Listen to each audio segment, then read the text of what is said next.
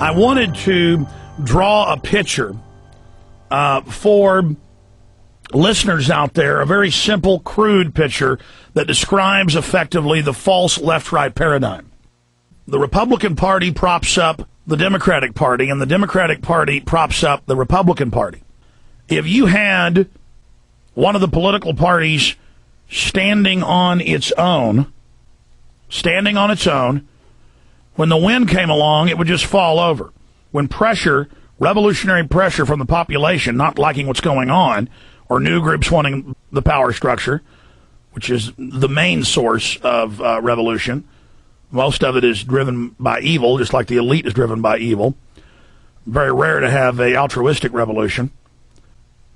By itself, a single-party system will fall over. Okay? But if you take the two-party systems and you lean them up against each other, this is basically the arch. Their force going together keeps them together and makes it become a very strong, stable platform on which they can build their hierarchical New World Order system. Okay? So the current two-party system has been dominated and bought up and controlled by the elite that sits atop it. Now, the elite with a one-party system would not be balanced on top of one party. They would be subject to being toppled, being pushed over easily. But you put the two parties up against each other, they form a royal arch. And now it's very hard to separate those two because they're leaning up against each other. I mean, this is really simple, but I want to explain this to people. Check it out, folks. Why do you see so many leftists who mean well, like Rage Against the Machine, Tom Morello, or Henry Rollins, who are right on so many issues but then believe in leftist policies? We need a global carbon tax. But there's an elite funding that. No, the elite, the big corporations are against it because the media advertises that big corporations and oil companies are against it. Henry Rollins doesn't know, doesn't have the documents. It doesn't understand that actually that's part of a sophisticated game that, the big corporations say publicly, we don't want this, it's bad, while they actually fund it. They know that the public's awake to the fact that they're corrupt, so the public will be fooled and go and support the agenda. It's please don't throw me in the briar patch. It's the old briar rabbit situation.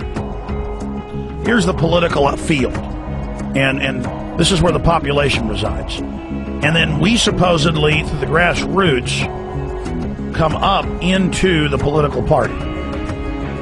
Okay?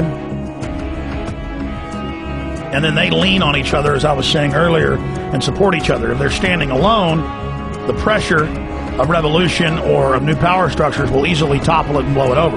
But leaning together, it's not going to fall down.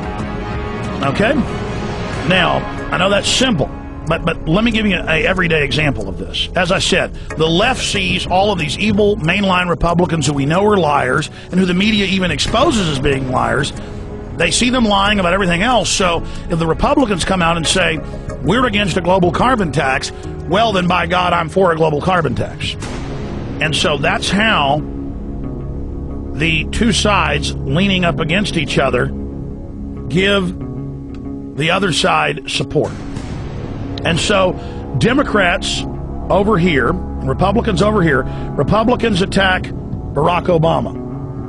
And then the Democrats attack John McCain.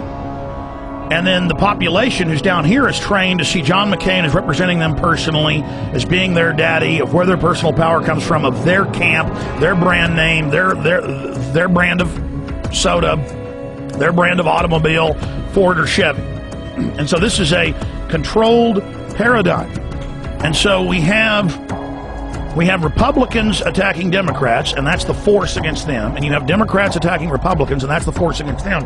And really, it's one unit supporting themselves and containing revolution, so that the people who were down here never learn that there is a world outside of this controlled paradigm. We are locked within the left-right paradigm, and then it becomes this huge pageant, this huge distraction where we analyze every facet of the two political parties, never realizing they themselves are simply a front or puppets for a larger power structure.